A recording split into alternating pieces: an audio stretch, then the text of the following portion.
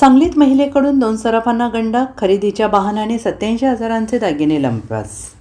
शहरातील कापडपेठ आणि गवळी गल्ली परिसरातील 2 नामांकित सराफी दुकानांमधून एक महिला चोरट्याने शिताफीने 87,000 रुपये किमतीचे सोन्याचे कानातील रिंगजोड लांबवले आणि या प्रकरणी सांगली शहर पोलिसात ठाण्यात अज्ञात महिलेविरोधात चोरीचा गुन्हा दाखल झालेला आहे. बायपास रोड येथील रहिवासी आणि सराफ व्यावसायिक जयेश कांतीलाल मेहता वय वर्ष 50 त्यांनी या संदर्भात शहर पोलीस ठाण्यात फिर्याद दिलेली आहे. पोलिसांनी दिलेल्या माहितीनुसार 26 मे रोजी दुपारी 1 वाजण्याच्या सुमारास सुमारे 30 वर्ष वयाची चॉकलेटी रंगाचा चुडीदार परिधान केलेली, तोंडाला काळा मास्क लावलेली एक महिला मेहता ज्वेलर्स या दुकानात आली. तिने दागिने खरेदीचा बहाणा करत दुकानदाराची नजर चुकवून 45,000 रुपये किमतीचे 3.8 ग्रॅम वजनाचे सोन्याचे कानातील रिंगजोड लांबवले. यानंतर लगेच दुपारी 4:15 वाजण्याच्या सुमारास गवळी गल्ली येथील फिर्यादीचे मित्र शोएब लतीफ मुल्ला यांच्या SM ज्वेलर्स या दुकानाला लक्ष्य केले. तिथेही तिने नजर चुकवून